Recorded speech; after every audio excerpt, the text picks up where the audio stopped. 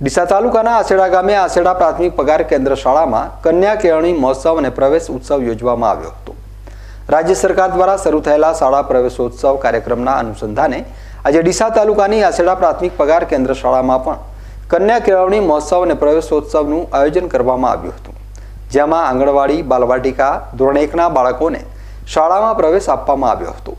કાર્યક્રમમાં કુલ 57 બાળકો, જેમાં બાલવાટિકાના, ધોરણ 1ના તેમજ આંગણવાડીના કુલ 17 બાળકોને કુમકુમ તિલક કરી પ્રવેશ મેળવતા અભ્યાસ કીટ આપવામાં આવી હતી અને શિક્ષણ યાત્રામાં પગરણ કરાવવામાં આવ્યા હતા। સાથોસાથ શાળામાં વિશિષ્ટ એવી CET જ્ઞાન સાધના NMMS પરીક્ષામાં જિલ્લા તેમજ રાજ્ય કક્ષા મેરિટમાં આવનાર વિદ્યાર્થીનું મેડલ દ્વારા સન્માન પણ કરવામાં આવ્યું હતું। આ પ્રસંગે બીટ કેળવણી નિરીક્ષક હિતેશભાઈ સોલંકી, પૂર્વ તાલુકા ડેલિગેટ ઠાકોર અભયસિંહ, શ્રવણભાઈ પ્રજાપતિ, આંગણવાડી બહેનો તથા સહશિક્ષકો સહિત ગ્રામજનો મોટી સંખ્યામાં ઉપસ્થિત રહ્યા હતા।